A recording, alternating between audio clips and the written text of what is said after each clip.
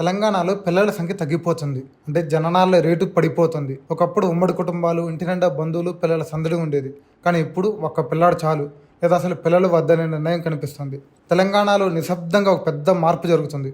అదే పిల్లల సంఖ్య భారీగా తగ్గిపోవడం. ఇది కేవలం జనాభా తగ్గుదల కథ కాదు. రాబోయే దశాబ్దాల్లో రాష్ట్ర ఆర్థిక వ్యవస్థ, ఉద్యోగాలు, వృద్ధుల సంరక్షణ, ఇక సమాజ నిర్మాణాన్ని ప్రభావితం చేసే పరిణామం. అసలు తెలంగాణలో జననాల రేటు ఎందుకు పడిపోతుంది? దాని ప్రభావం ఎంత తీవ్రంగా ఉండబోతోంది?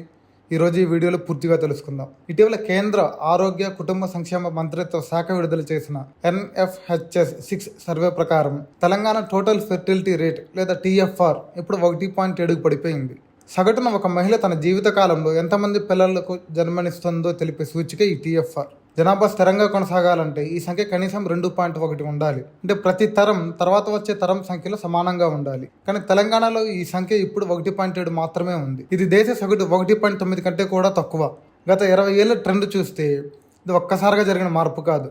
2005 నుంచి 2006 మధ్యలో జరిగిన NFHS 3 సర్వేలో తెలంగాణ TFR 1.8గా నమోదైంది. ఆ తర్వాత జరిగిన NFHS 4, NFHS 5లో కూడా 1.8గానే కొనసాగింది. కానీ తాజాగా నిర్వహించిన NFHS 6 సర్వేలో మాత్రం ఇది మరింత తగ్గి 1.7కు చేరుకుంది. అంటే ప్రతి కొత్త తరం గత తరాన్ని పూర్తిగా భర్తీ చేయలేకపోతున్న పరిస్థితి ఏర్పడుతోంది. ఇది ఇలా ఎందుకు జరుగుతుంది అంటే నిపుణులు కొన్ని ప్రధాన కారణాలు చెప్తున్నారు. వాటిలో మొదటిది లేట్ మ్యారేజెస్. ఇప్పటి యువత చదువు, ఉద్యోగం, కెరీర్పై ఎక్కువ దృష్టి పెడుతున్నారు.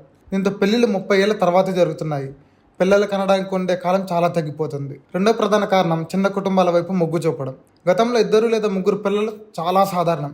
ఇప్పుడు చాలా జంటలు ఒక్క బిడ్డతోనే సరిపెట్టుకుంటున్నారు. కొంతమంది అయితే అసలు పిల్లల వద్దనే నిర్ణయానికి వస్తున్నారు. మూడో కారణం పెరుగుతున్న జీవన వ్యయం. విద్య, వైద్యం, ఇల్లు, జీవన ఖర్చులు భారీగా పెరిగాయి. ఒక్క బిడ్డను పోషించాలంటేనే లక్షలు ఖర్చు అవుతుంది. దీంతో కుటుంబాలు పిల్లల సంఖ్యను తగ్గిస్తున్నాయి. దీంతో పాటే మహిళల విద్యా స్థాయి పెరిగింది. ఉద్యోగ అవకాశాలు కూడా పెరిగాయి. దీంతో కుటుంబ ప్రణాళికపై మహిళలు మరింత అవగాహనతో నిర్ణయాలు తీసుకుంటున్నారు. ప్రస్తుతం ఇది మంచిది అనిపించవచ్చు, కానీ భవిష్యత్తులో మాత్రం చాలా ప్రమాదానికి దారితీయవచ్చు.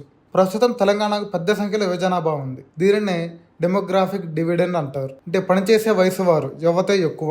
ఇది ఆర్థికాభివృద్ధికి పెద్ద బలం. కానీ జననాల రేటు ఇలాగే తగ్గుతూ పోతే 20 నుంచి 30 ఏళ్ల తర్వాత ఉద్యోగ రంగంలోకి వచ్చే యువత సంఖ్య గణనీయంగా తగ్గిపోవచ్చు. మరో పెద్ద సమస్య వృద్ధ జనాభా. పిల్లలు తక్కువగా పుడితే వృద్ధుల శాతం చాలా బాగా పెరుగుతుంది. అప్పుడు ప్రభుత్వంపై భారం కూడా పెరుగుతుంది. పెన్షన్లు, ఆరోగ్య సేవలు, వృద్ధుల సంరక్షణ, వీటికి మరింత నిధులు అవసరమవుతాయి. ప్రపంచ దేశాలు ఎదుర్కొంటున్న పరిస్థితి ఇది. ఇది కేవలం తెలంగాణ సమస్య కాదు.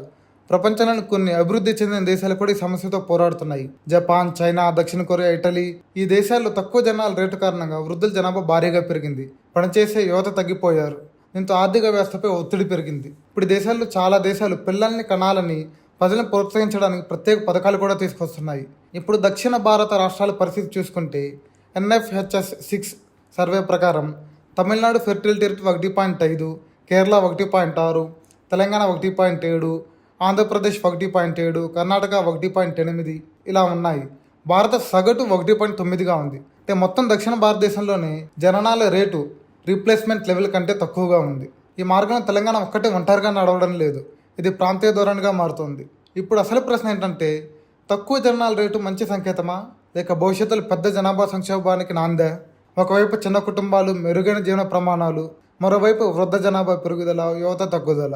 ఈ రెండింటి మధ్య సమతుల్యత సాధించడం ప్రభుత్వాలకు, సమాజానికి పెద్ద సవాల్. తెలంగాణ ప్రభుత్వం డెమోగ్రాఫిక్ డివిడెండ్ను ఆస్వాదిస్తుంది.